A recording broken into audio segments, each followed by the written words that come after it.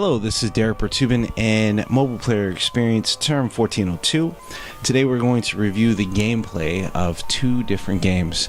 And the two games that I chose, one was Mosaic by a company called Winning Blimp, and the other one was called Clumsy Ninja by a company, Natural Movement Motion, something like that. And basically I chose these games because I've had some experience with these games. Actually, both of them were actually fairly new. Clumsy Ninja was a game that I actually downloaded just for this class to just get an array of different types of games, and it was a game that I normally wouldn't have played.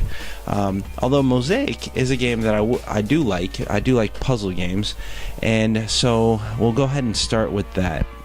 Now, the only occurrence that I found here was player can express themselves, and I didn't see any real way to mod the experience. I did see a couple of opportunities with that. The UI, as we can see here, I guess the framework looks like the module maybe it could be customized a certain color or the background. One thing here, since the game development strategy for this was to create music first and then really kind of come up with a game according to the music, which you learn in the backstory of this game.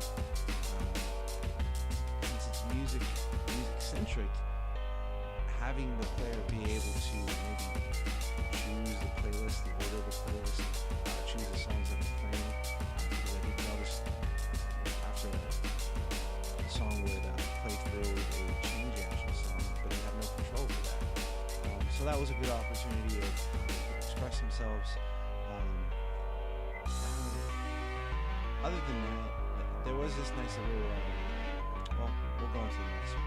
Other than that, the game did pretty well, supporting different playing styles.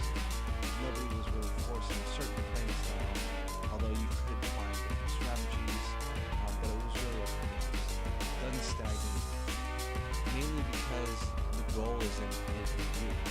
It's consistent all the way through, orthogonal differentiation.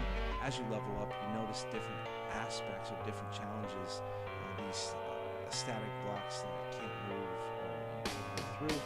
It gives you a different type of challenge, and it allows you to enhance the behavior. And of course, you don't lose any type of possessions because it's really just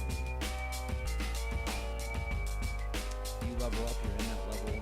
There are some things that I noticed that as you spend a turn per se, the meter does burn out. So you do burn what you have accomplished, but it's not a hard one, it's within that limit. Other than that, the game did well. So the next game we're going to take a look at is Clumsy Ninja.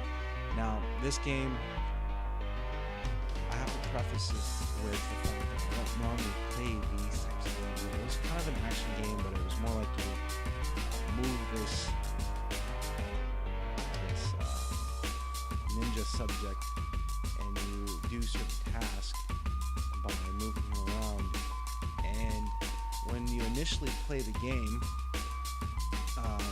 you get to play around with them, and I didn't really know what the objective was other than the micro objectives, which were pull him up, pull him by his foot, put a balloon on his foot.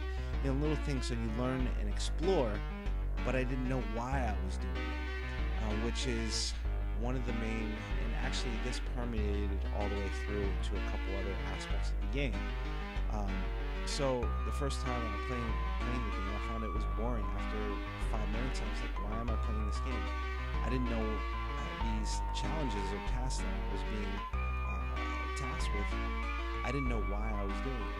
And I didn't really see, as we get down to this, this game does not stagnate? Well, to me it did, because once again, I had no larger perspective or goal that I was working towards. The recommendation for pretty much all of this, the game story supports gameplay and is meaningful. There are no repetitious or repetitive or boring tasks, and the game does not stagnate. I think it should be solved pretty much with the same thing, which is one of the things that I found that was important in gameplay was a storyline. In this specific type of game, and as we can see here, I'll bring another screenshot up. You don't really know what you're doing. So I felt if you had a story, an objective, okay, why am I going through this training tutorial session? What am I looking forward to next? If I could flash forward somehow and see some of the things I would be doing, I would have more of an incentive to wade through all of these microtransactions or these small tasks that I actually felt kind of boring. So once again, clarity of why I'm playing this, what my overall objective would pretty much essentially solve this. Just a strong storyline, really. And I thought that was pretty major, because if I was captivated or immersed by that storyline, then I would keep playing. And actually, after doing this class, I probably delete it. But this was my gameplay heuristics reflection for this week, and thank you so much, and look forward to playing some more games with you next week.